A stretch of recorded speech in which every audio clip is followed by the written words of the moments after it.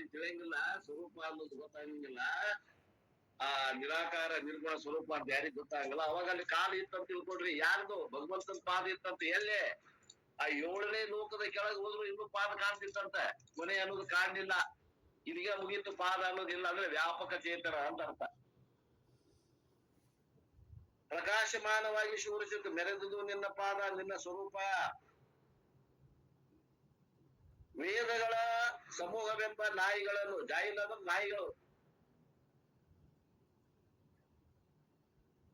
ಅರಣ್ಯಗಳು ಹೋಗಲು ಜೊತೆಯಾಗಿ ಬರಮಾಡಿಕೊಂಡಿತ್ತು ನಿನ್ನ ಪಾದ.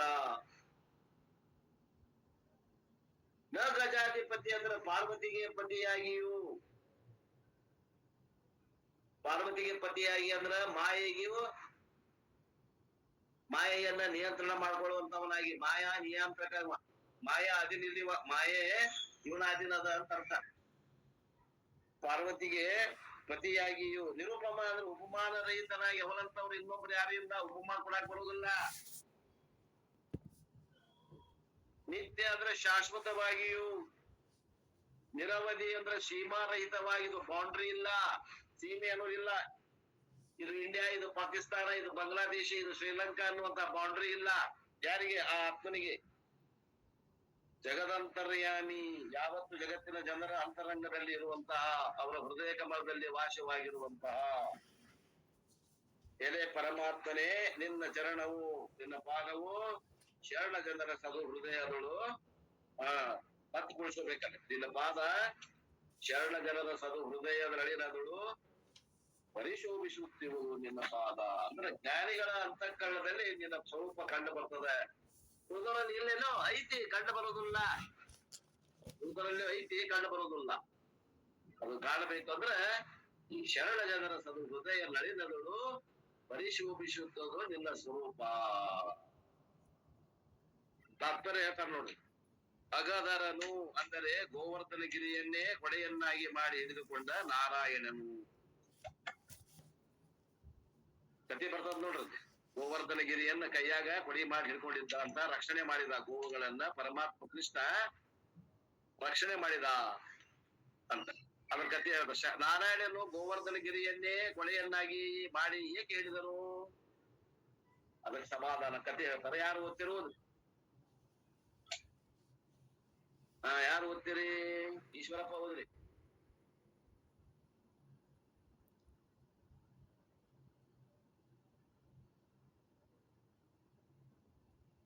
ನಾವ್ ಹಂಗ ಇದನ್ನ ಹೇಳ್ತಾ ನೋಡ್ರಿ ಗುರುಗಳ. ಅದು ಓದ್ರಿ, ಸಮಾಧಾನ ಓದ್ರಿ.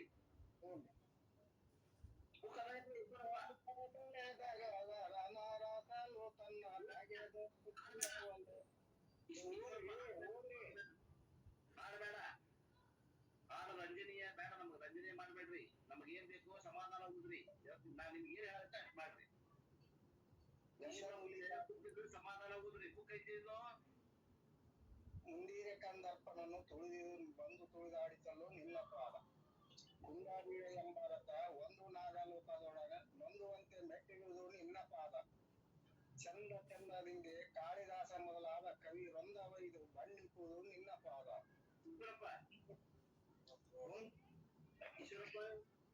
ಹೋರಿ, ನಾನ್ ನಿಮ್ ಕೇಳಾಕತ್ತೇನೋ, ಎಲ್ಲದಿರಿ? ನಿಮ್ ಕೈ ಒಳಗ ಜಾಗ್ರತ ಐತಿ ಇಲ್ಲೋ?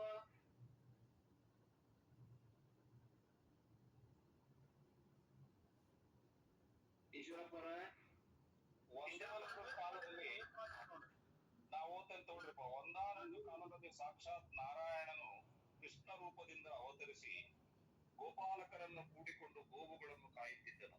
ಆಗ ಜಗತ್ತಿನ ಜನರೆಲ್ಲರೂ ಭಗವಂತನೇ ಕೃಷ್ಣ ರೂಪದಿಂದ ಬಂದಿದ್ದಾನೆಂದು ತಿಳಿದು ದೇವತೆಗಳಿಗೆ ಸಲ್ಲಿಸತಕ್ಕ ಆವಿರ್ಭಾವಗಳನ್ನೆಲ್ಲ ಕೃಷ್ಣನಿಗೆ ಸಲ್ಲಿಸುತ್ತಿಹರು. ಆಗ ಬ್ರಹ್ಮದೇವರಿಗೆ ಸಿಟ್ಟು ಬಂದು ನಮಗೆ ಬರತಕ್ಕಂತ ಆವಿರ್ಭಾವಗಳೆಲ್ಲವನ್ನೂ ಇವನೇ ತಕ್ಕೊಳ್ಳುತ್ತಾನೆಂದು ಅರಣ್ಯದಲ್ಲಿ ಮೇಯತಕ್ಕ ಆ ಆಕಳುಗಳನ್ನು ಕಾಯತಕ್ಕ ಕೃಷ್ಣನ ಗೆಳೆಯನಾದ ಗೋಪಾಲ ಬಾಲಕನನ್ನು ಕೃಷ್ಣನಿಗೆ ಕಾಣದಂತೆ ಕರೆದೊಯ್ದನು. ಇತ್ತ ಕಡೆ ಭಗವಂತನು ತನ್ನ ಜ್ಞಾನ ದೃಷ್ಟಿಯಿಂದ ಎಲ್ಲವನ್ನೂ ತಿಳಿದು ಆಕಳುಗಳನ್ನು ತಾನೇ ಆದನು. ಗೋಪಾಲಕರು ತಾನೇ ಆದನು. ಪುನಃ ಕೃಷ್ಣ ರೂಪದಿಂದ ಆಕಳುಗಳನ್ನು ಕಾಯುತ್ತಾ ಗೋಪಾಲ ಬಾಲಕರ ಸಂಗಡ ಆನಂದದಿಂದ ಕಾಲ ಕಳೆಯ ಹತ್ತಿದನು. ಆಗ ಇಂದ್ರನು ಇವನು ಇದರಿಂದಲೂ ಮಳೆಯಲಿಲ್ಲ, ಏನು ಮಾಡಬೇಕೆಂಬ ವಿಚಾರ ಮಾಡಿ ಭಯಂಕರ ಮಳೆಯನ್ನು ಸುರಿಸಹತ್ತಿದನು. ಆಗ ಕೃಷ್ಣ ಭಗವಂತನು ಗೋವರ್ಧನ ಗಿರಿಯನ್ನೇ ಎತ್ತಿ ಕೊಡೆಯಂತೆ ಹಿಡಿದು ಗೋವುಗಳನ್ನು ಗೋಪಾಲಕರನ್ನು ರಕ್ಷಿಸಿದನೆಂದು ಪುರಾಣಗಳಲ್ಲಿ ಕಥೆಯುಂಟು. ಈ ಕಥೆಯ ಲಕ್ಷಾರ್ಥವೆಂದರೆ, ಈ ಸ್ಥೂಲ ಶರೀರವೇ ಗೋವರ್ಧನ ಪರ್ವತ, ಇದರೊಳಗೆ ಇರತಕ್ಕ ಚೇತನವೇ ಕೃಷ್ಣ ಭಗವಂತನು, ಇಂದ್ರಿಯಗಳೇ ಗೋವುಗಳು, ಇಂದ್ರಿಯಗಳ ಅಧಿದೇವತೆಗಳೇ ಗೋಪಾಲ ಬಾಲಕನು. ಈ ರೀತಿಯಿಂದ ಭಗವಂತನೇ ಶರೀರ ರೂಪವಾದಂತ ಪರ್ವತವನ್ನೇ ಎತ್ತಿ ಗೋವುಗಳನ್ನು ಮತ್ತು ಬಾಲಕರನ್ನು ರಕ್ಷಿಸುತ್ತಾನೆ. ಇಲ್ಲಿ ನೋಡ್ರಿ ಲಕ್ಷಾರ್ಥ ಕೊಟ್ಟ ಬಿಟ್ಟು ಇವ್ರು ಅದಾರ, ಅಶೋಕ್ ಅವ್ರ ಅದಾರ ನೋಡ್ರಿ, ಒಮ್ಮೆ ಕೊಡ್ತಾರ ಲಕ್ಷಾರ್ಥ ಕೊಡ್ತಾರ, ಒಮ್ಮೊಮ್ಮೆ ಕೊಡುದಿಲ್ಲ. ನಾವಾಗ ಊಹೆ ಮಾಡ್ಬೇಕ. ಇಲ್ಲಿ ಏನಂದ್ರು, ಗೋವರ್ಧನ ಪರ್ವತ ಅಂದ್ರೆ ಏನು, ಈ ಸ್ಥೂಲ ಶರೀರ. ಅಲ್ಲಿ ಅದು ಪಿಕ್ಚರ್ ನೋಡಿದ್ವಿ ಅಂದ್ರೆ ಸಣ್ಣ ವಾಮನ, ಆ ಕೆಳಗೆಲ್ಲ ಗೋಪಾಲಕರು ಇರ್ತಾರೆ, ಆಕಳ ಇರ್ತಾವೆ, ಅವ ಗಿಡ್ಡ ಅದು ದೊಡ್ಡ ಒಂದು ಪರ್ವತನ ಒಂದು ಜೋರ್ ಬೇಳೆ ಮ್ಯಾಗ ಎತ್ತಿ ಹಿಡ್ಕೊಂಡಿರ್ತಾನೆ. ಆ ಗೋವರ್ಧನ ಗಿರಿಯನ್ನ ಕೊಡೆಯನ್ನಾಗಿ ಮಾಡಿಕೊಂಡು ಏನ್ ಮಾಡಿದ ಕೃಷ್ಣ ಅಂತಂದ್ರ, ಅವೆಲ್ಲ ಗೋವುಗಳನ್ನ ಮತ್ತು ಗೋಪಾಲಕರ ರಕ್ಷಣೆ ಮಾಡಿದ ಅಂತ. ಆ ಪಿಕ್ಚರ್ ನಮ್ಗೆ ಅವರು ಏನ್ ಮಾಡ್ಯಾರ, ಕಲ್ಪನೆ ಮಾಡ್ಯಾರ. ಯಥಾರ್ಥವಾದ ಅರ್ಥ ಎಲ್ಲಿದ್ದದು, ಇಲ್ಲೇ ಅದ ಗೋವರ್ಧನ ಗಿರಿ, ಈ ಸ್ಥೂಲ ಶರೀರವೇ ಗೋವರ್ಧನ ಗಿರಿ, ಇದ್ರೊಳಗೆ ಇರ್ತಕ್ಕಂತ ಚೇತನವೇ ಪರಮಾತ್ಮನೇ ಶ್ರೀಕೃಷ್ಣ ಪರಮಾತ್ಮ. ಅವ ಎತ್ತಿಡ್ದ ನಿಮ್ನೆಲ್ಲಾ ಶಕ್ತಿ ಕೊಟ್ಟು. ಇಂದ್ರಿಯಗಳೇ ಗೋವುಗಳು, ಇಂದ್ರಿಯಗಳ ಅಧಿದೇವತೆಗಳೇ ಗೋಪಾಲಕರು ಅಂತ. ಈ ರೀತಿಯಿಂದ ಭಗವಂತನು ಶರೀರ ರೂಪವಾದಂತಹ ಪರ್ವತವನ್ನು ಎತ್ತಿ ಗೋವುಗಳನ್ನು ಮತ್ತು ಗೋಪಾಲ ಬಾಲಕರನ್ನು ರಕ್ಷಿಸಿರುತ್ತಾನೆ. ಇದನ್ನ ನೆನಪಿಡ್ಕೋಬೇಕು, ಲಕ್ಷಾರ್ಥವನ್ನು ನೆನಪಿಡ್ಬೇಕು. ಮುಂದಿನ ಯಾರು ಓದ್ತೀರಿ? ಗುರುಬಲ್ ಹೋದ್ರಿ, ಗುಲ್ಬರ್ಗಾ ಫಾರ್ಮ್, ಗುರುಬಲ ಹೋದ್ರಿ.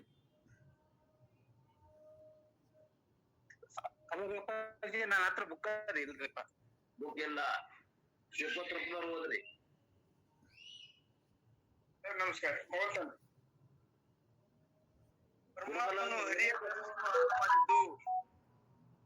ಪರಮಾತ್ಮನು ಹರಿಯ ಗರ್ಭವನ್ನು ಹರಣ ಮಾಡಿದ್ದು.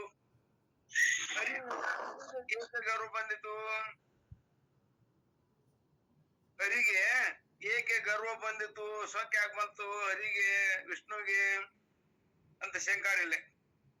ಸಮಾಧಾನ. ಒಂದಾನೊಂದು ಕಾಲದಲ್ಲಿ ಬ್ರಹ್ಮದೇವನು ನಾನು ಸೃಷ್ಟಿಕರ್ತನಾಗಿದ್ದೇನೆ, ಆದ್ರಿಂದ ನಾನು ದೊಡ್ಡವನೆಂದು ಗರ್ವಿಷ್ಠನಾಗಿದ್ದನು.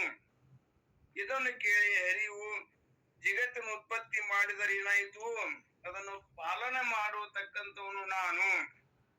ಸೃಷ್ಟಿಕರ್ತ ಬ್ರಹ್ಮ, ರಕ್ಷಣೆ ಪಾಲನ ಪೋಷಣ ವಿಷ್ಣು.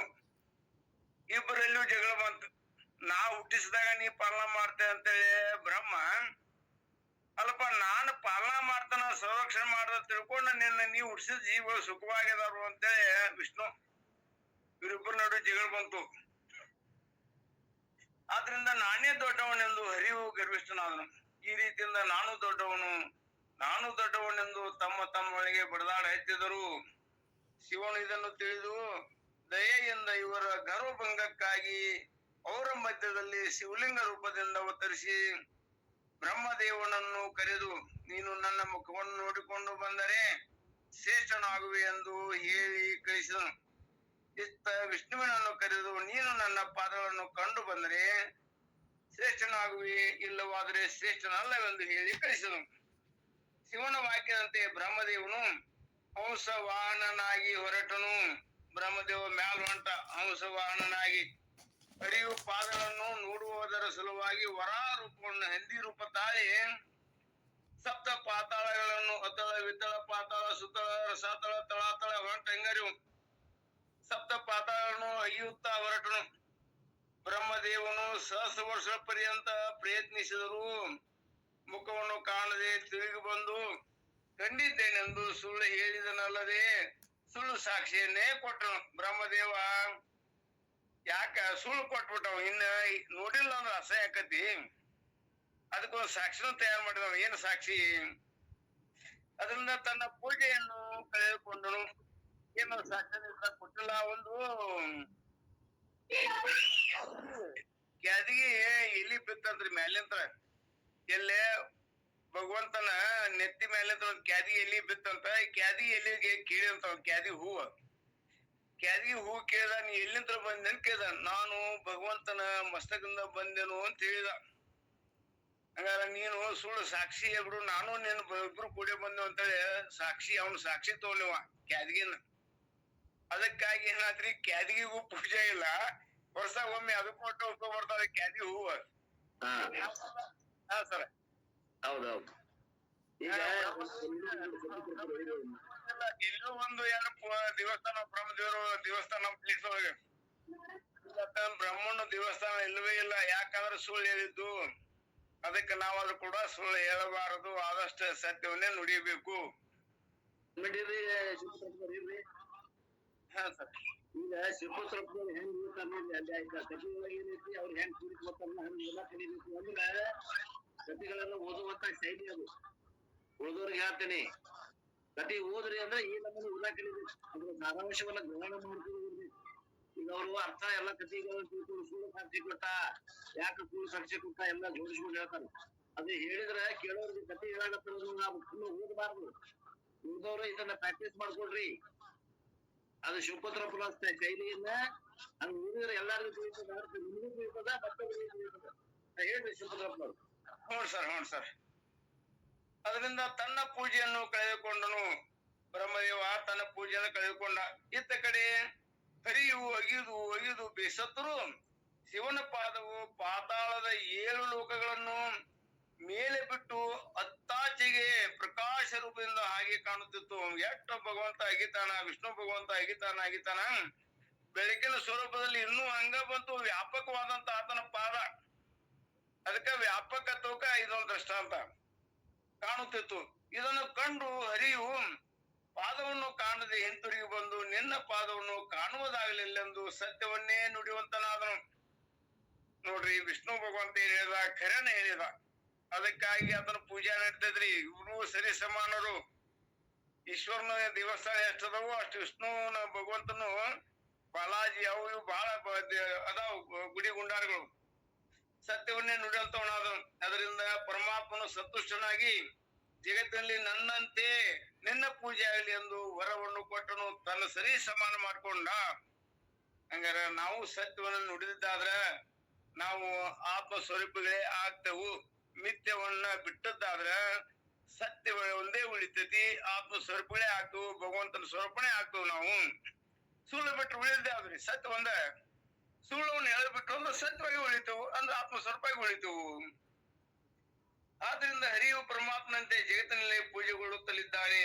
ಹರಿಯು ಪರಮಾತ್ಮನ ಪಾದವನ್ನು ಕಾಣದೇ ಇರುವುದರಿಂದ ಅವನು ಭಯಭಕ್ತಿಯಿಂದ ಕೂಡಿ ಪರಮಾತ್ಮನನ್ನೇ ಅನಂತ ರೀತಿಯಿಂದ ಸ್ತೋತ್ರ ಮಾಡಿದನು. ಆಗ ಪರಮಾತ್ಮನ ವಿರಾಟ್ ರೂಪವನ್ನು ಬಿಟ್ಟು ಹೆಂಗ ತೊಡವ ಆಕಾಶಕ್ಕ ಮುಗುಲಿಗೆ ಏಕಾಗಿದ್ದವ, ಪಾತಾಳಕ್ಕ ಆಕಾಶಕ್ಕ ಏಕಾಗಿದ್ದ ಭಗವಂತ ವಿರಾಟ ರೂಪ. ಆ ರೀತಿ ಇದ್ದಂತ ರೂಪವನ್ನು ಬಿಟ್ಟ ತನ್ನ ಮೊದಲಿನ ರೂಪವನ್ನು ಧಾರಣ ಮಾಡಿದನು. ಆಗ ಹರಿಯು ಪರಮಾತ್ಮನ ಪಾದವನ್ನು ಕಾಣುವಂತವನಾದನು. ಅವಾಗ ಭಗವಂತನಿಗೆ, ಯಾರು ವಿಷ್ಣು ಭಗವಂತನಿಗೆ ಪರಮಾತ್ಮನ ಪಾದ ನೋಡುವಂತ ಭಾಗ್ಯ ಸಿಕ್ತು. ಇಂತಾದು ನಿನ್ನ ಪಾದ ಅಂದ್ರೆ ಇಲ್ಲಿ ಲಕ್ಷಾಂತ ಏನಂದ್ರೆ ಭಗವಂತನ ಸ್ವರೂಪ ನಾವು ನೋಡ್ತೇವಂದ್ರೆ ನಮ್ಗೆ ಸಿಗುದಿಲ್ಲ. ಅದು ಅವನ ಪ್ರಕಟ ಆಗ್ಬೇಕು ನಮ್ಮ ಮನಸ್ಸಿನಾಗ. ಅಂದಾಗ ನಮ್ಗ್ ಕಾಣ್ತೈತಿ.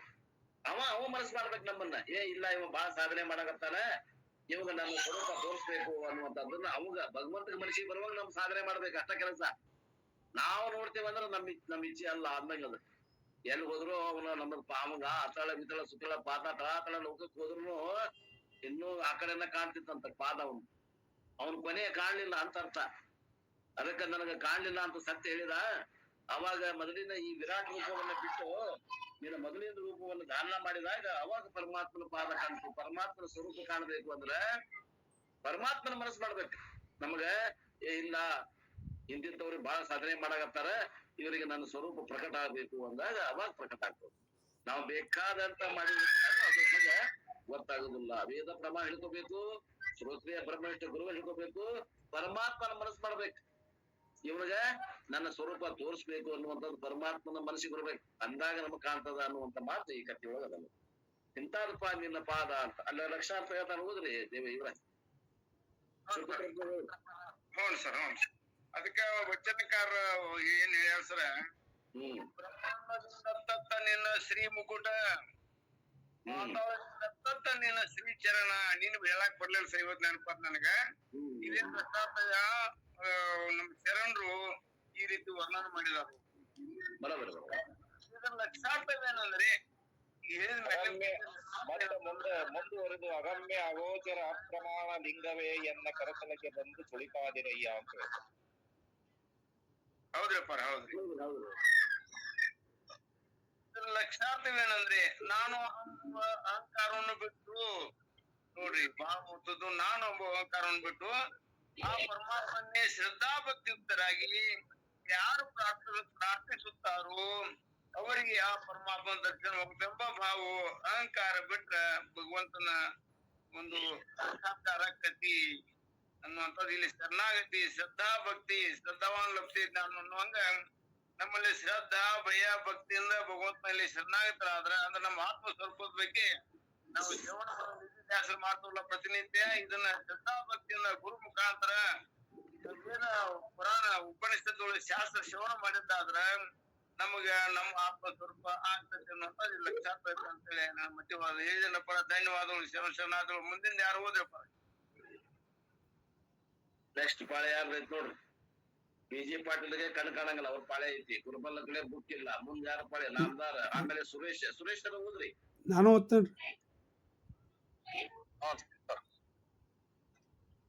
ನಿಗಮ ನಿಖರ ಜಾಯದಂಗಳನೆ ಅರಣ್ಯದೊಳು ಪುಗಲೊಳೆ ನೈದಿಸಿತ್ತು ನಿನ್ನ ಪಾದ. ಅದನ್ನು ಓದ್ರಿ. ನಿಗಮ ನಿಖರ ಜಾಯಿಲಂಗಳನ್ನು ಅರಣ್ಯದೊಳು ಪುಗಲೊಡದ ನೈದು ಸಿತ್ತು ನಿನ್ನ ಪಾದ. ಅಂದರೆ ವೇದಗಳ ಸಮೂಹ ಎಂಬ ನಾಯಿಗಳು ಅರಣ್ಯದಲ್ಲಿ ಪ್ರವೇಶಿಸುತ್ತಿರಲು ಜೊತೆಯಾಗಿ ಅವುಗಳನ್ನು ಬರಮಾಡಿಕೊಂಡಿತು ನಿನ್ನ ಚರಣವು. ಇದಕ್ಕೆ ಶಂಕ, ವೇದಗಳು ನಾಯಿಗಳು ಯಾಕೆ ಆದವು ಮತ್ತು ಪರಮಾತ್ಮನು ಅವುಗಳ ಸಂಗಡ ಅರಣ್ಯದಲ್ಲಿ ಏಕೆ ಪ್ರವೇಶಿಸಿದನು? ಇದು ಶಂಕ. ಇದಕ್ಕೆ ಸಮಾಧಾನ ಹೇಳ್ತಾರ.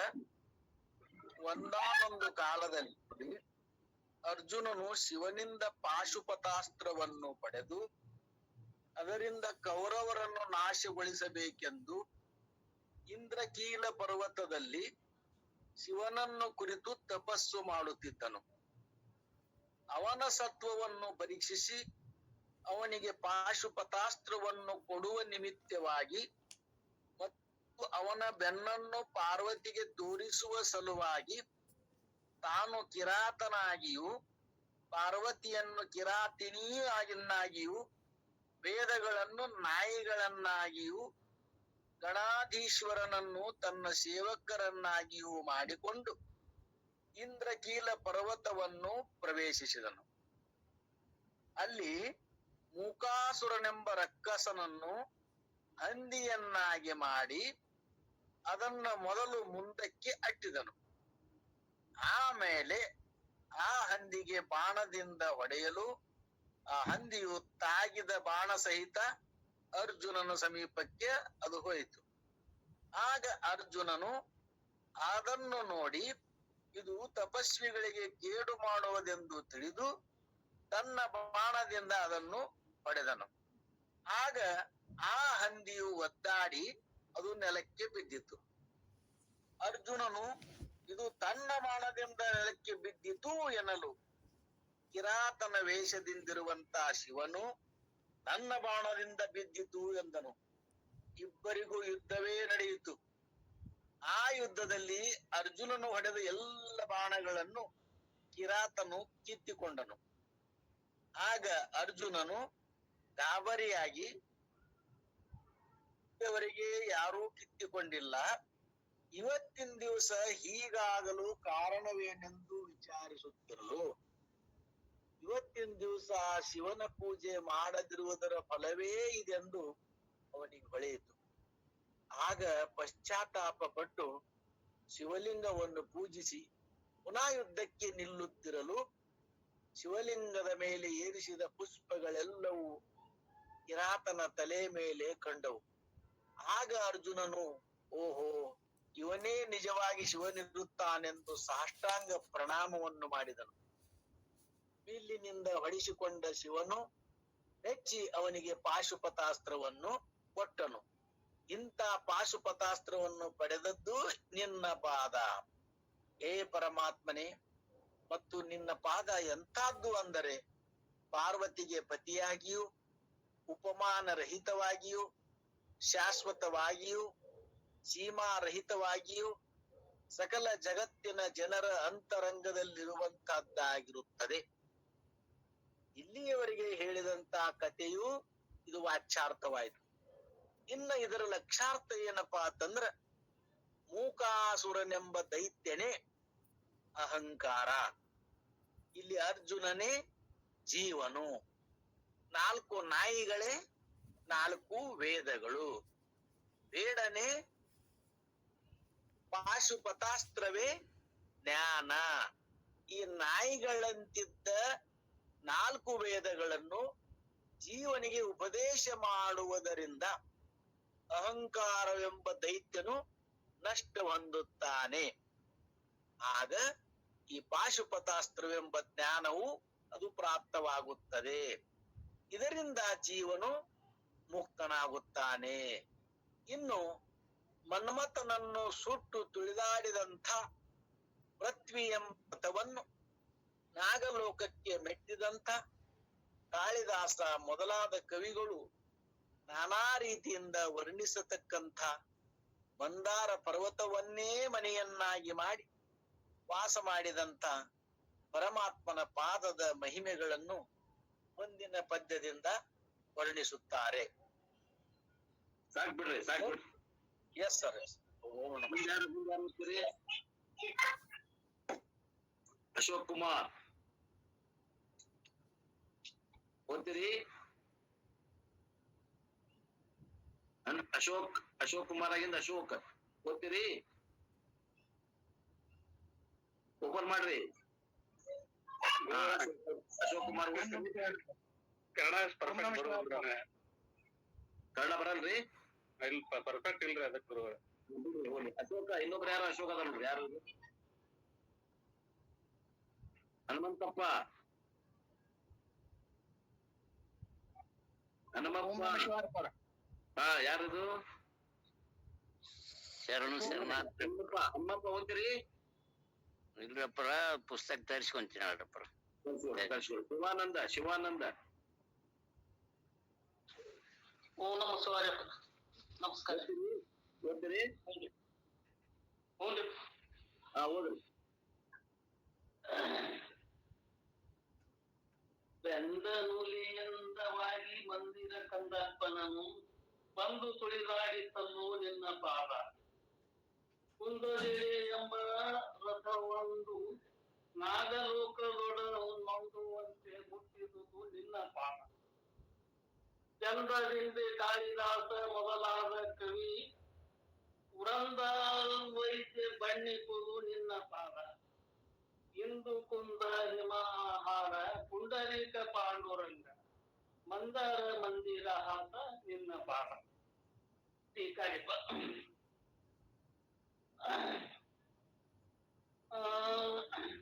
ಸುಟ್ಟದಾರದ ಹಾಗೆ ಕಂದರ್ಪನು ಮನ್ಮಥನನ್ನು ಬಂದು ತುಳಿದಾಡಿ ಬಿಟ್ಟಿದ್ದಲು ನಿನ್ನ ಪಾದ. ಅಂದ್ರೆ ಚಲನವು ಕೊರತೆಗೊಳ್ಳುವುದೇ ಪೃಥ್ವಿ ಎಂಬ ರಥವನ್ನು ಆ ಹೊತ್ತು ಪಾತಾಳಲೋಕದೊಡನೆ ಕೂಡುವ ಹಾಗೆ ತುಳಿದು ಬಿಟ್ಟಿತು ನಿನ್ನ ಚರಣವು. ಕಾಳಿದಾಸ ಮೊದಲಾದ ಕವಿಗಳ ಸಮೂಹವು ಬಗೆ ಬಗೆಯಿಂದ ನಿನ್ನ ಚರಣವನ್ನು ವರ್ಣಿಸುವುದು. ಚಂದ್ರನಂತೆ ಕುಂದು ಮುತ್ತಿನ ಮಾಲೆಯಂತೆ ಬಿಳೆ ಕಮಲದಂತೆ ಅಂದ್ರೆ ಪಾಂಡ್ರ ಶುಭ್ರವಾದ ಶರೀರವುಳ್ಳ ಮಂದರ ಪರ್ವತವೆಂಬ ಮನೆಯಲ್ಲಿ ವಾಸ ಮಾಡಿದ್ದು ನಿನ್ನ ಚರಣವು. ತಾತ್ಪರ್ಯ: ಬೆಂದನುಲಿ ಎಂದವಾಗಿ ಮುಂದಿರೆ ಕಂದರ್ಪನನ್ನು ಬಂದು ತುಳಿದಾಡಿಸಲು ನಿನ್ನ ಪಾದ. ಅಂದರೆ ಸುಟ್ಟ ನೂಲಿನ ಹಾಗೆ ನಿಂತಿರುವ ಮನ್ಮಥನು ನಿನ್ನ ಚರಣವು ಚೆನ್ನಾಗಿ ತುಳಿದು ಬಿಡುವಂತದ್ದಾಯಿತು. ಶಂಕ: ಪರಮಾತ್ಮನು ಮನ್ಮಥನನ್ನು ಏಕೆ ಸುಟ್ಟು ತುಳಿದಾಡುವಂತವನಾದನು? ಸಾಕ್ಬಿಡ್ರಿ. ಸಮಾಧಾನ ನಾ ಓದ್ತೀನಿ ತಗೊಳ್ರಿ. ಸಮಾಧಾನ ಓದ್ತೀನಿ ನಾನು. ಓದ್ರಿ ಹನುಮಪ್ಪರ ಸಮಾಧಾನ ಓದ್ರಿ. ನಾನು ಓದ್ತೀನಿ ಅಪ್ಪರ್. ಓದ್ರಿ. ಎಲ್ಲರಿಗೂ ನಮಸ್ಕಾರಗಳು. ಸಮಾಧಾನ. ಪೂರ್ವದಲ್ಲಿ ದಾಕ್ಷಾಯಿಣಿಯು ತಮ್ಮ ತಂದೆಯಾದ ದಕ್ಷ ಬ್ರಹ್ಮನು ಯಜ್ಞ ಮಾಡುವ ಕಾಲದಲ್ಲಿ ಯಜ್ಞ ಕುಂಡದಲ್ಲಿ ಹಾರಿಕೊಂಡು ಪ್ರಾಣತ್ಯಾಗ ಮಾಡಿದಳು. ಪ್ರಾಣತ್ಯಾಗ ಮಾಡುವಾಗ ಜನ್ಮ ಜನ್ಮಾಂತರದಲ್ಲಿ ನನಗೆ ಕೈಲಾಸಪತಿಯಾಗಿದ್ದಂತಹ ಪ್ರಭು ಶಂಕರನೇ ಪತಿಯಾಗಬೇಕೆಂದು ಸಂಕಲ್ಪ ಮಾಡಿ ಪ್ರಾಣತ್ಯಾಗ ಮಾಡಿದಳು. ಯಾವಾಗ ದಾಕ್ಷಾಯಿಣಿಯು ಪ್ರಾಣವನ್ನೇ ತ್ಯಾಗ ಮಾಡಿದಳೋ ಆಗ ಶಂಕರನು ನಿರ್ವಿಕಲ್ಪ ಸಮಾಧಿಯಲ್ಲಿ ಕುಳಿತು ಬಿಡುವಂತವನಾದನು. ಇತ್ತ ದಾಕ್ಷಾಯಿಣಿಯು ಪರ್ವತರಾಜನ ಮಗಳಾಗಿ ಹುಟ್ಟಿದಳು. ಮುಂದೆ ಸಣ್ಣ ವಯಸ್ಸಿನಲ್ಲಿಯೇ ಪೂರ್ವ ಸಂಸ್ಕಾರಕ್ಕನುಸಾರವಾಗಿ ಪರಮೇಶ್ವರನನ್ನೇ ನಾನು ಲಗ್ನವಾಗುತ್ತೇನೆ, ಪರಮೇಶ್ವರನ ಪ್ರಾಪ್ತಿಯಾಗಬೇಕಾದರೆ ತಪಸ್ಸು ಮಾಡಬೇಕೆಂದು ವಿಚಾರ ಮಾಡಿ ಪರಮೇಶ್ವರನನ್ನು ಕುರಿತು ಎಷ್ಟೋ ದಿವಸ ತಪಸ್ಸು ಮಾಡಿದಳು. ಆಗ ಅವಳ ತಂದೆಯು, ಮಗಳೇ ತಪಸ್ಸು ಸಾಕು ಮಾಡು, ಯಾಕಂದ್ರೆ ಈ ಪರ್ವತದಲ್ಲಿ ಅನಂತ ಋಷಿಗಳು, ತಪಸ್ವಿಗಳು, ಬ್ರಹ್ಮಜ್ಞಾನಿಗಳು ವಾಸ ಮಾಡಿರುತ್ತಾರೆ. ಅವರ ದರ್ಶನವನ್ನು ನೀನು ನಿತ್ಯದಲ್ಲಿ ತಕ್ಕೊಂಡು ಬಂದದ್ದಾದ್ರೆ ಅವರ ಕೃಪೆಯು ನಿನ್ ಮೇಲೆ ಆಗಿ ನಿನ್ನ ಇಚ್ಛಿತವಾಗಿದ್ದಂತಹ ಜಗತ್ಕರ್ತನಾದಂತಹ ಪರಮೇಶ್ವರನೇ ನಿನಗೆ ಪತಿಯಾಗುತ್ತಾನೆಂದು ಹೇಳಿದನು. ಆಗ ಪಾರ್ವತಿಯು ನಿತ್ಯದಲ್ಲಿ ಸಾಧುಗಳ ದರ್ಶನಕ್ಕೆ ಹೋಗುತ್ತಿದ್ದಳು. ಅದೇ ಕಾಲದಲ್ಲಿ ತಾರಕಾಸುರನೆಂಬ ದೈತ್ಯನು ದೇವತೆಗಳಿಗೆ ಅನೇಕ ಪ್ರಕಾರವಾದಂತಹ ದುಃಖಗಳನ್ನ ಕೊಡುತ್ತಿದ್ದನು. ಅದನ್ನು ಅವರು ಸಹಿಸಲಾರದೆ ಬ್ರಹ್ಮದೇವನ ಹತ್ತಿರ ಹೋಗಿ ತಮ್ಮ ಕಷ್ಟಗಳನ್ನೆಲ್ಲ ಹೇಳ್ಕೊಂಡ್ರು. ಆಗ ಬ್ರಹ್ಮದೇವನು ಯಾರಿಂದಲೂ ನಾಶವಾಗದ ವರವನ್ನು ಪಡೆದ ರಕ್ಕಸನು 7 ದಿನದ ಬಾಲಕನಾದಂತಹ ಸನ್ಮುಖನಿಂದ ಸಾಯಬೇಕಲ್ಲದೆ ಬೇರೆ ಯಾರಿಂದಲೂ ಮರಣವಿಲ್ಲ. ಆ ಕಾರಣದಿಂದ ನೀವು ಪರಮಾತ್ಮನನ್ನು ಉತ್ಥಾನಾವಸ್ಥೆಗೆ ತಂದು ಪಾರ್ವತಿಯನ್ನು ಅವನಿಗೆ ಲಗ್ನ ಮಾಡಿ ಕೊಟ್ಟಿದ್ದಾದರೆ ಸನ್ಮುಖನು ಉತ್ಪತ್ತಿಯಾಗುತ್ತಾನೆ, ಅವನಿಂದ ಇವನ ಮರಣವಾಗುತ್ತದೆ ಎಂದು ಹೇಳಿದನು. ಯೋಗ ನಿದ್ರೆಯಲ್ಲಿರ್ತಕ್ಕಂತಹ ಪರಮಾತ್ಮನನ್ನು ಉತ್ಥಾನಾವಸ್ಥೆಗೆ ತರುವುದೆಂದರೆ ಮನ್ಮಥನೊಬ್ಬನೆಂದು ವಿಚಾರ ಮಾಡಿ ದೇವತೆಗಳೆಲ್ಲರೂ ಕೂಡಿ ಮನ್ಮಥನನ್ನು ಕೇಳಲು ಅವನು ಅದಕ್ಕೆ ಒಪ್ಪಿಕೊಳ್ಳಲಿಲ್ಲ. ಯಾಕೆಂದ್ರೆ ನನ್ನ ಬಾಣಗಳಿಂದ ಪರಮಾತ್ಮನನ್ನೂ ಸಹ ಉತ್ಥಾನಾವಸ್ಥೆಗೆ ತರಬಹುದು, ಆದರೆ ನಾನು ಮಾತ್ರ ಉಳಿಯುವುದಿಲ್ಲ. ಹೇಗೆಂದ್ರೆ ಕೇವಲ ನಿದ್ರಾನಂದದಲ್ಲಿ ಮುಳುಗಿದ್ದ ಮನುಷ್ಯನನ್ನು ಎಬ್ಬಿಸಿದರೆ ಅವನು ಸಿಟ್ಟಿಗೆದ್ದು ಹೊಡೆಯಲಿಕ್ಕೆ ಬರುತ್ತಾನೆ. ಅಂದ ಮೇಲೆ ಯೋಗಾನಂದದಲ್ಲಿ ನಿದ್ರೆ ಮಾಡತಕ್ಕಂತಹ ಪರಮಾತ್ಮನ ಯೋಗಾನಂದವನ್ನು ಕೆಡಿಸಿದರೆ ನನ್ನನ್ನು ಬಿಡುತ್ತಾನೆಯೇ? ಎಂದೂ ಬಿಡುವುದಿಲ್ಲ. ಅಗ್ನಿ ನೇತ್ರದಿಂದ ಸುಟ್ಟು ಬಿಡುತ್ತಾನೆ. ಹೀಗೆನ್ಲಿಕ್ಕೆ ದೇವತೆಗಳೆಲ್ಲರೂ ಅತಿ ಕೈಂಕರ್ಯ ಭಾವದಿಂದ ಮನ್ಮಥನನ್ನ ಕುರಿತು, ನೀನು ಒಬ್ಬನ ಸತ್ರು ಚಿಂತಿಲ್ಲ, ಯಾಕಂದ್ರೆ ಇಡೀ ಜಗತ್ತನ್ನೇ ರಕ್ಷಣೆ ಮಾಡಿದಂತಹ ಪುಣ್ಯ ನಿನಗೆ ಪ್ರಾಪ್ತಿ ಆಗತ್ತ, ಮತ್ತು ಸಾವಿರಾರು ಮಂದಿ ಬದುಕುತ್ತಿದ್ರೆ ಅವರ ಸಲುವಾಗಿ ಒಬ್ಬನ ಪ್ರಾಣ ಕೊಡುವುದು ಯೋಗ್ಯವಾಗಿದೆ ಎಂದು ಹೇಳಿದ್ರು. ಅವನು ಒಪ್ಪಿಕೊಂಡ. ಆಗ ತನ್ನ 5 ಪ್ರಕಾರವಾಗಿದ್ದಂತಹ ಬಾಣಗಳನ್ನ ಸಜ್ಜು ಮಾಡಿಕೊಂಡು ಯಾರಿಗೂ ಕಾಣದಂತೆ ಪರಮಾತ್ಮನ ಎದುರಿಗೆ ಕುಳಿತು ಬಿಟ್ಟ. ಅದೇ ಕಾಲದಲ್ಲಿ ಪಾರ್ವತಿಯು ನಂದೀಶ್ವರನ ಅಪ್ಪಣೆಯನ್ನು ತಕ್ಕೊಂಡು ಪರಮೇಶ್ವರನು ತಪಶ್ಚರ್ಯಕ್ಕೆ ಕೂತ ಗವಿಯೊಳಗೆ ಹೋಗಿ ಪರಮೇಶ್ವರನನ್ನು ಪೂಜಿಸಹತ್ತಿದಳು. ಆ ಕಾಲದಲ್ಲಿ ಮನ್ಮಥನು ತನ್ನ 5 ಬಾಣಗಳನ್ನ ಬಿಡುವಂಥವನಾದನು. ಇಲ್ಲೇ ಒಂದು ಶಂಕ ಮಾಡ್ತಾರ, ಯಾರಿಗೂ ಒಳಗೆ ಬಿಡದೇ ಇದ್ದಂತ ನಂದೀಶ್ವರನು ಯೋಗಕ್ಕೆ ವಿಘ್ನಕಾರಿಯಾದಂತ ಮಾಯಾ ಸ್ವರೂಪಿಯಾದಂತ ಪಾರ್ವತಿಯನ್ನು ಹೇಗೆ ಒಳಗೆ ಬಿಟ್ಟನು ಅಂತ ಪ್ರಶ್ನೆ ಮಾಡ್ತಾರೆ, ಇಲ್ಲಿ ಶಂಕ ಮಾಡ್ತಾರೆ. ಅದಕ್ ಮತ್ ಸಮಾಧಾನವಾಗಿ ಹೇಳ್ತಾರೆ ಇಲ್ಲೇ, ಯೋಗಾಭ್ಯಾಸ ವೃತ್ತಿಯಿಂದಂತ ಕೂಡಿದಂತ ಪುರುಷನಿಗೆ ಯೋಗಕ್ಕೆ ವಿಘ್ನಕಾರಿಯಾದಂತಹ ಸ್ತ್ರೀ ಮೊದಲಾದವರು ಅಕಸ್ಮಾತ್ ಪ್ರಾಪ್ತವಾದರೆ ಅವರ ಚಿತ್ತು ಚಂಚಲವಾಗುವುದಿಲ್ಲವೆಂಬುದನ್ನು ತೋರಿಸುವ ಸಲುವಾಗಿ ಅವಳನ್ನು ಒಳಗೆ ಬಿಡುವಂಥವನಾದನು. ಯಾವಾಗ್ಯ ಮನ್ಮಥನು ಬಾಣಗಳನ್ನು ಬಿಟ್ಟನೋ ಆಗ್ಗೆ ಶಿವನು ಬಾಹ್ಯ ವೃತ್ತಿಯುಳ್ಳವನಾಗಿ ತನ್ನ ಯೋಗಕ್ಕೆ ವಿಘ್ನವು ಯಾರಿಂದ ಆಯಿತೆಂದು ವಿಚಾರಿಸುತ್ತಿರಲು ಇದು ಮನ್ಮಥನ ಚೇಷ್ಟೆ ಎಂದು ತಿಳಿಯಿತು. ಆಗ ಪರಮಾತ್ಮನು ಕೋಪಿಷ್ಠನಾಗಿ ತನ್ನ ಅಗ್ನಿ ನೇತ್ರದಿಂದ ಮುಂದೆ ಕುಳಿತಂಥ ಮನ್ಮಥನನ್ನು ಸುಟ್ಟು ಭಸ್ಮ ಮಾಡಿ ಅದನ್ನು ತುಳಿದಾಡಿದನು. ಇಂಥದ್ದು ನಿನ್ನ ಪಾದ. ನೋಡ್ರಿ, ಈ ಕಥೆಯೊಳಗೆ ಏನ್ ಬೇಕಾದ್ರೂ ತಿಳ್ಕೊಬಹುದು, ಸಾರಾಂಶ ಬರ್ಕೋಬಹುದು.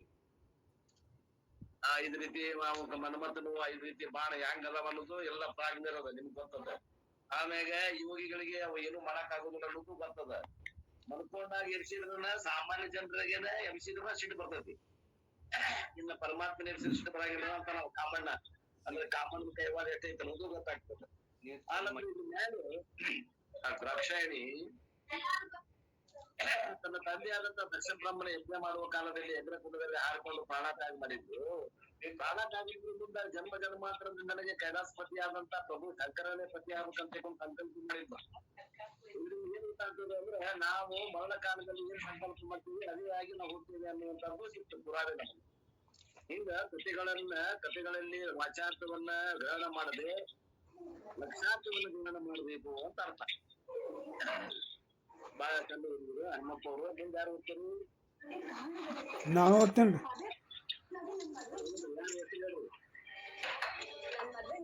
ರುದ್ರಪರ್ಯ ಮ್ಯೂಟ್ ಮಾಡ್ಕೊಳ್ರಿ.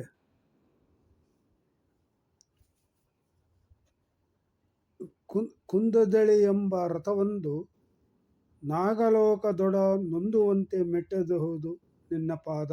ಅಂದರೆ ಪೃಥ್ವಿ ಎಂಬ ರಥವನ್ನು ಲೋಕದೊಡನೆ ಕೂಡುವಂತೆ ಏಕೆ ಮೆಟ್ಟುವಂತಾಯಿತು?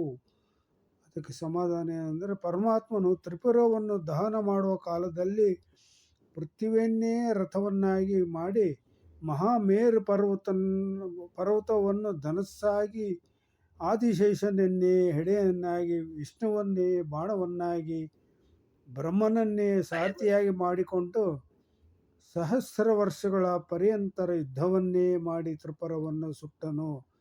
ನಂತರ ಇದರ ಕೆಲಸವಿಲ್ಲವೆಂದು ತಿಳಿದು ಪೃಥ್ವಿ ಎಂಬ ರಥವನ್ನು ಪಾತಾಳಕ್ಕೆ ಕೂಡುವಂತೆ ಒತ್ತಿ ಬಿಡುವಂತನಾದನು. ಇಂಥದ್ದು ನಿನ್ನ ಪಾದ.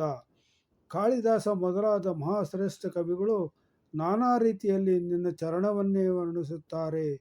ಮತ್ತು ಚಂದ್ರನಂತೆ, ಮಲ್ಲಿಗೆ ಹೂವಿನಂತೆ, ಮುತ್ತಿನ ಹಾರದಂತೆ, ಬಿಳಿಯ ಕಮಲದಂತೆ ಇರುವ ಶುಭ್ರವಾದ ಮಂದರ ಪರ್ವತ ಎಂಬ ಮನೆಯಲ್ಲಿ ವಾಸ ಮಾಡಿರುತ್ತದೆ.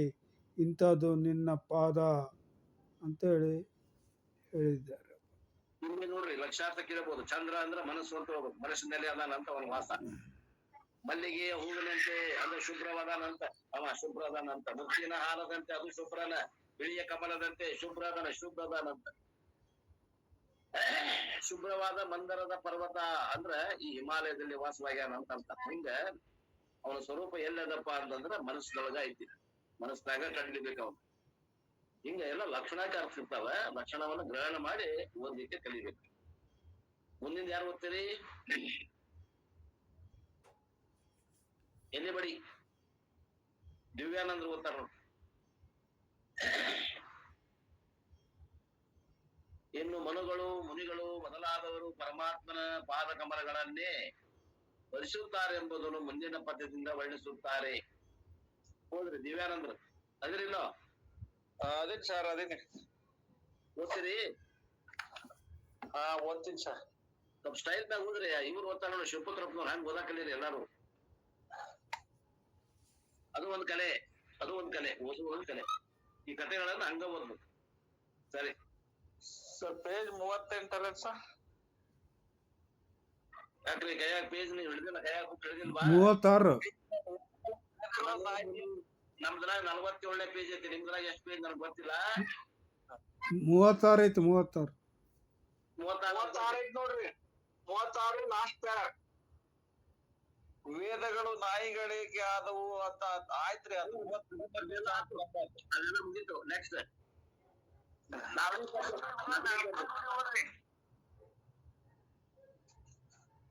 ಮನು ಮುನಿ ನರನಾಗ ಶಂಕ ಯಾರಿಗೂ ಒಳಗೆ ಬಿಡದ ಇದ್ದಂತ ನಂದಿಕೇಶ್ವರನು ಯೋಗಕ್ಕೆ ವಿಘ್ನಕಾರಿಯಾದ ಮಾಯಾ ಅದಾಗ್ಯದ 4ನೇ ಪದ್ಯ ಓದ್ರಿ ಈ ಗುರುವೇ. 4ನೇ ಪದ್ಯ ಅದೆಲ್ಲ ಮುಗಿಸಿದ್ರು. ಮನು ಮುನಿ ನರ ನಾಗ ಅದೇಕು. ಮನು ಮುನಿ ನರ ನಾಗ ಧನುಜ ದಿವಿಜರನು ದಿನದೋಳು ಭಜಿಪುದು ನಿನ್ನ ಪಾದ. ದಿನಮಿತ ಸುರ ವಿಸರದ ಮುಕುಟದ ಮಣಿ ಘನ ತೇಜ ದೊಡನಾಡಿ ನಿನ್ನ ಪಾದ. ನೆನದ ವರಿ ಗರಿಪು ದಹನ ನುತ ಜನವನರು ಹರವಿ ನಿನ್ನ ಪಾದ. ಕನಕ ಶಿಖರ ನಿಜ ನಿಳಿಯ ಧನದ ಸುಖ ಜನನ ರಹಿತ ಫಲ ನಿನ್ನ ಪಾದ. ಟೀಕಾ ಏನ್ ಹೇಳ್ತತ್ರಿ ಅಂದ್ರೆ, ಟೀಕಾ ಓದ್ಬೇಕು ಸರ್.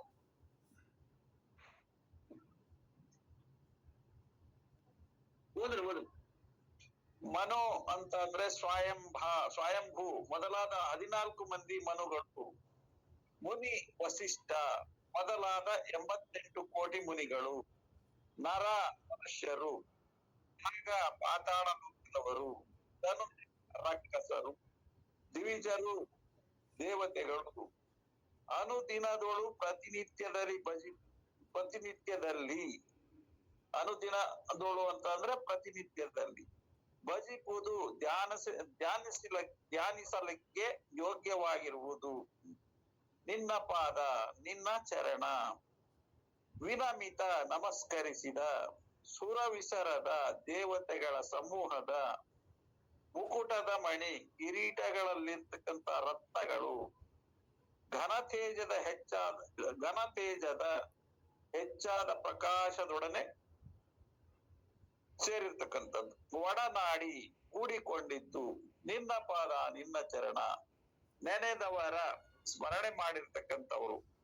ಅಘ ಪಾಪರೂಪವಾದ ರಿಪು ಅಂತ ಅಂದ್ರೆ ವೈರಿ. ಗಹನ ಅಂತ ಅಂದ್ರೆ ಕಾಡನ್ನು.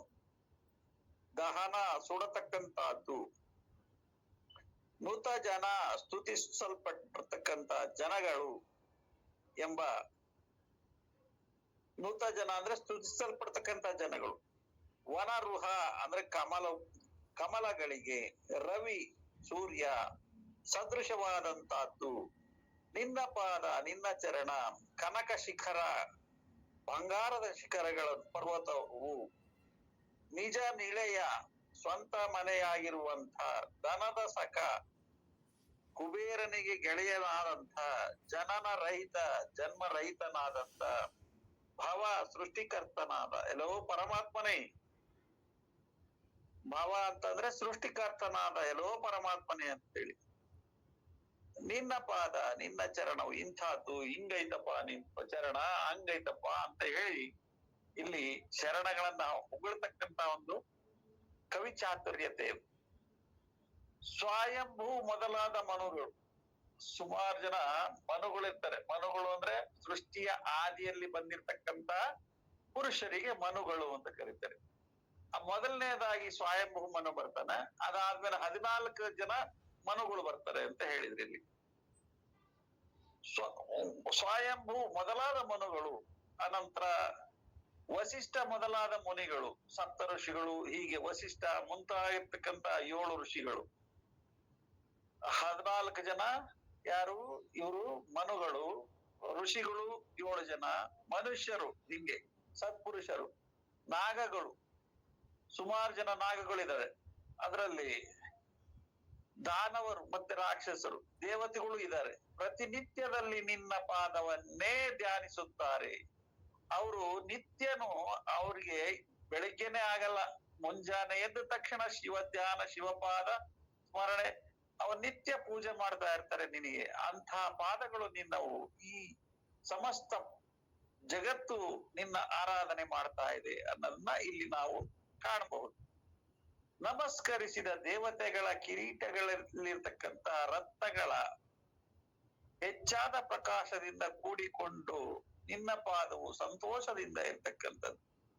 ಆ ದೇವಾನುದೇವತೆಗಳು ಹೆಂಗಿರ್ತಾರೆ ಅಂತಂದ್ರೆ ವೈಭವ ಪೂರಿತವಾಗಿರ್ತಾರೆ. ಕುಬೇರ, ಇಂದ್ರ, ವರುಣ, ಈ ರೀತಿ ಆ ರಂಬೆ, ಊರ್ವಶಿಯರು ಎಲ್ಲ ಹೆಂಗಪ್ಪ ಅಂದ್ರೆ ಕನಕ ವಜ್ರ ವೈಡೂರ್ಯಗಳನ್ನ ಧರಿಸ್ಕೊಂಡು ಪ್ರಕಾಶಮಾನವಾಗಿ ಶೋಭಿಸ್ತಾ ಇರ್ತಾರೆ. ಅವ್ರು ಬಂದು ನಿಂತ್ಕೊಂಡು ಆ ಚರಣಗಳನ್ನ ಹಿಡ್ಕೊಂಡು ಕುಣಿದಾಡಿ ನಲಿದಾಡಿ ಇಂಥ ಚರಣ ಸಿಕ್ಕಿದವಪ್ಪ ನಮಗೆ ಅಂತ ಹೇಳಿ ಸಂತೋಷದಿಂದ ಪಾದವನ್ನ ನಮಿಸ್ತಾ ಇರ್ಬೇಕಾದ್ರೆ ಆ ಕಿರೀಟಗಳಿಂದ ಬರ್ತಕ್ಕಂಥ ಆ ಒಂದು ಕಿರಣಗಳನ್ನ ನೋಡಿ ಸಂತೋಷ ಪಡ್ತಾ ಇರ್ತಾರೆ ಈ ದೇವತೆಗಳು. ಮತ್ತು ಯಾರು ನಿನ್ನ ಸ್ಮರಣೆಯನ್ನು ಮಾಡ್ತಾ ಇರ್ತಾರೋ ಅವರು ಪಾಪರೂಪ ವೈರಿ ಎಂಬ ಅರಣ್ಯವನ್ನು ಸುಟ್ಟು ಬಿಡುತ್ತದೆ. ಇದನ್ನ ಯಾರು ನೋಡ್ತಾ ಇರ್ತಾರೆ, ಈ ಒಂದು ನೋಡ್ತಾ ನೋಡ್ತಾ ನೋಡ್ತಾ ಮೈ ಮರೆತು, ಈ ಪಾದ ಪೂಜೆಯನ್ನ ನೋಡ್ತಾ ಮೈ ಮರೆತು ಆ ಧ್ಯಾನದಲ್ಲೇ ಇರ್ತಕ್ಕಂಥವ್ರು ನಿನ್ನ ಸ್ಮರಣೆ ಮಾಡ್ಕೊಳ್ತಾ ಇರ್ತಾರಲ್ಲ, ಅವರು ಸಮಸ್ತ ಪಾಪಗಳನ್ನ ಕಳ್ಕೊಳ್ತಾರೆ. ಅವಾಗ ಹೇಳ್ತಾ ಇದ್ರು ನಮ್ಮ ಗುರುಗಳು, ಎಲ್ಲ ಯಾತ್ಗೂ ಬರೋದ್ ಪಾಪಿಗಳ ಬರ್ರಿ ಇಲ್ಲಿ ಬಂದ್ ನಿಂತ್ಕೊಂಡು ನೋಡ್ರಿ, ಈ ಪರಮಾತ್ಮನ ಪೂಜೆಯನ್ನ ನೋಡ್ರಿ, ಎಷ್ಟು ವೈಡೂರ್ಯವಾಗಿ ತುಂಬಾ ಆಗಿದೆ, ನಿಮ್ಮಲ್ಲಿರ್ತಕ್ಕಂಥ ಪಾಪಗಳನ್ನ ಪರಿಹರಿಸ್ಕೊಡ್ರಿ ಅಂತ ನಮ್ಮ ಗುರುಗಳು ಹೇಳ್ತಾ ಇದ್ರು. ಪೂರ್ತಿ ಪೂಜೆ ಮಾಡಿದ್ಮೇಲೆ ಆ ಒಂದು ಸೃಷ್ಟಿಯನ್ನ, ಆ ದೇವತೆಗಳನ್ನ, ಅಂದ್ರೆ ದೇವರನ್ನ, ಆ ಪೂಜೆ ಮಾಡಿರ್ತಕ್ಕಂಥ ಹೂಗಳಿಂದ ಏರಿಸಲ್ಪಟ್ಟ ದೇವತೆಗಳನ್ನ ನೋಡ್ಕೊಂಡು ಮನಸ್ಸನ್ನ ಮೈ ತುಂಬ ತುಂಬಿಸ್ಕೊಳ್ರಿ ಅಂತ ಹೇಳ್ತಾ ಇದ್ರು. ಅಂದ್ರೆ ಆ ಒಂದು ದೃಶ್ಯ ಮಾತ್ರದಿಂದ ಪಾಪಹರಣ ಆಗ್ತದೆ ಅನ್ನೋದು ಅವರ ಒಂದು ಇಚ್ಛೆ. ಇಲ್ಲಿ ಕೂಡ ಅದನ್ನೇ ಹೇಳ್ತಾ ಇದ್ದಾರೆ. ಅವರ ಹೃದಯವೆಂಬ ಕಮಲವನ್ನು ಅರಳಿಸುವುದರಲ್ಲಿ ಸೂರ್ಯನ ಕಿರಣವು ಸದೃಶ್ಯವಾಗಿರುತ್ತದೆ. ಬಂಗಾರದ ಶಿಖರಗಳುಳ್ಳ ಪರ್ವತವೇ ಸ್ವಂತ ಮನೆಯಾಗಿರುವ ಕುಬೇರನಿಗೆ ಗೆಳೆಯನಾದಂತ, ಜನ್ಮರಹಿತನಾದಂತ, ಸೃಷ್ಟಿಕರ್ತನಾದ ಎಲ್ಲೋ ಪರಮಾತ್ಮನೇ, ಇಂತಹದ್ದು ನಿನ್ನ ಪಾದ. ಇವರೆಲ್ಲರಿಂದ ಕೂಡಿ ಕಂಗೊಳಿಸ್ತಾ ಇರ್ತಕ್ಕಂಥ ಪರಮಾತ್ಮನ ನಿನ್ನ ಪಾದ ಹಿಂಗಲಪ್ಪ ಗುರುವೇ ಅನ್ನೋದನ್ನ ಇಲ್ಲಿ ಬಹಳ ಸವಿಸ್ತಾರವಾಗಿ ಕವಿ ಅವನು ತನ್ನ ಚಾತುರ್ಯದಲ್ಲಿ ಬರೆದಿದ್ದಾನೆ. ಇನ್ನು ಪರಮಾತ್ಮನ ಪಾದ ಕಮಲವು ಪ್ರಣವಕ್ಕೆ ಸ್ಥಾನವಾಗಿಯೂ, ಅವನ ಪಾದ ಹೆಂಗಿರ್ತತ್ತಪ್ಪ ಅಂದ್ರೆ ಪ್ರಣವವನ್ನು ಬಿಟ್ಟು ಬೇರೆ ಇಲ್ಲ. ಪ್ರಣವ ಅಂದ್ರೆ ಇಡೀ ಪ್ರಪಂಚಕ್ಕೆ ಕಾರಣವಾಗಿರ್ತಕ್ಕಂಥ ಪ್ರಣವ ಬೇರೆ ಅಲ್ಲ, ಪರಮಾತ್ಮ ಬೇರೆ ಅಲ್ಲ, ಬ್ರಹ್ಮ ಬೇರೆ ಅಲ್ಲ. ಈ ಮಂತ್ರಗಳಿಗೆ ಮನೆಯಾಗಿಯೂ, ಅಡಿಮಾದಿ ಅಷ್ಟಸಿದ್ಧಿಗಳಿಗೆ ಜನ್ಮಭೂಮಿಯಾಗಿಯೂ, ಮೋಕ್ಷದ ಕಣಿಯ ಓಂಕಾರ, ಪ್ರಣವ ಅಂದ್ರೆ ಓಂಕಾರ. ಓಂಕಾರ ಪ್ರಣವಕ್ಕೆ ಸ್ಥಾನವಾಗಿಯೂ, ಅಂದ್ರೆ ಓಂಕಾರಕ್ಕೆ ಸ್ಥಾನವಾಗಿಯೂ, ಮಂತ್ರಗಳಿಗೆ ಮನೆಯಾಗಿಯೂ, ಅಡಿಮಾದಿ ಅಷ್ಟಸಿದ್ಧಿಗಳಿಗೆ ಜನ್ಮ ಮೋಕ್ಷದ ಕಣಿಯಾಗಿಯೂ ಇರುತ್ತದೆ ಎಂಬುದನ್ನು ಮುಂದಿನ ಪದ್ಯದಿಂದ ವರ್ಣಿಸಿರುತ್ತಾರೆ. ಓದ್ಲೇಜರ ಮುಂದೆ ಮುಂದ್ ಬೇರೆಯವ್ರು ಕೊಡ್ರಿ, ಯಾರು ಓದ್ತಾರ ನೋಡ್ರಿ, ಯಾರು ಓದ್ತೀರಿ ಮುನ್ನೋರು? ಸರ್ 14 ಮುನಿಗಳ ಹೆಸರು ಹೇಳ್ತಾ ನೋಡಿ ಸರ್. ಹಂಗ 14 ಜನ ಮಣ್ಣುಗಳು ಯಾರು? 14 ಜನ ಮಣ್ಣುಗಳು ಅಂತ ಬಂತಲ್ಲ. ಸ್ವಯಂಭುವ, ಮೊದಲ ಸ್ವಯಂಭುವ, ಸ್ವಾರೋಚಿಷ, ಉತ್ತಮ, ತಾಮಸ, ರೈತವ, ಚಾಕ್ಷುಷ, ವೈವಸ್ವತ, ಎರಡು. ಮೊನ್ನೆದು ಸ್ವಯಂಭುವ, ಎರಡನೇ ಸಲ ಸ್ವಾರೋಚಿಷ, ಸ್ವಾರೋಚಿಷ ಅಂತ ಬರ್ಕೊಂಡ ಸರ್. ಸ್ವಾರೋಚಿಷ, ಸ್ವಾರೋಚಿತ. ಮುಂದ ಉತ್ತಮ ಸರ್. ಮೂರ ಉತ್ತಮ, ಉತ್ತಮ. ನಾಲ್ಕನೇದು ತಾಮಸ, ನಾಲ್ಕನೇದು ತಾಮಸ. ಐದನೇದು ರೈತವ, ಐದನೇದು ರೈತವ, ರೈತವ, ರೈತವ. ಆಕಾಶ ಚಾಕ್ಷುಷ, ನಾಕ್ಷುಷ, ಚಾಕ್ಷುಷ, ವೈವಸ್ವತ, ಏಳು ಯಾರು? ವೈವಸ್ವತ,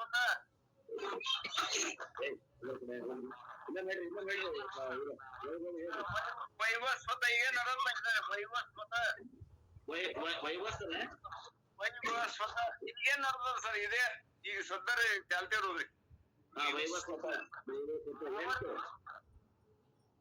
ಎಂಟು ಸಾವರ್ಣಿ ಸಾವರ್ಣಿ ಹೌದ್ರಿ ದಕ್ಷ ಸಾವರ್ಣಿ ದಕ್ಷ ಸಾವರ್ಣಿ ಹ್ಞೂ ಬ್ರಹ್ಮ ಸಾವರ್ಣಿ ಬ್ರಹ್ಮ ಸಾವರ್ಣಿ ಹ್ಞೂ ಧರ್ಮ ಸಾವರ್ಣಿ ಆ ಧರ್ಮ ಸಾವರ್ಣಿ ಧರ್ಮ ಸಾವರ್ಣಿ ಹ್ಞೂ ರುದ್ರ ಸಾವರ್ಣಿ ರುದ್ರ ಸಾವರ್ಣಿ ದೇವ ಸಾವರ್ಣಿ ಹ್ಞೂ ದೇವ ಸಾವರ್ಣಿ ದೇವ ಸಾವರ್ಣಿ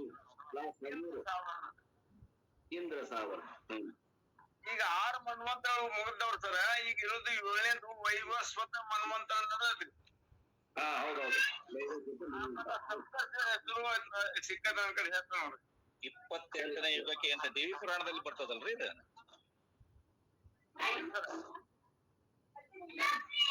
ಸಪ್ತರ್ಷಿಗಳ ಹೆಸರು ಏನ್ ಸರ್ ಸಪ್ತರ್ಷಿಗಳು ಸಪ್ತಋಷಿಗಳು ಹೇಳ್ರಿ ಕಶ್ಯಪ ಕಶ್ಯಪ ಅತ್ರಿ ಆ ಅತ್ರಿ ಅತ್ರಿ ಅತ್ರಿ ವಸಿಷ್ಠ ವಸಿಷ್ಠ ವಿಶ್ವಾಮಿತ್ರ ವಿಶ್ವಾಮಿತ್ರ ಗೌತಮ ಗೌತಮ ಜಮದಗ್ನಿ ಯಮದಗ್ನಿ ಭಾರದ್ವಾಜ ಭಾರದ್ವಾಜ ಈ 7 ಮಂದಿ ಸಪ್ತರ್ಷಿಗಳ ಸರ್ ಹ್ಮ್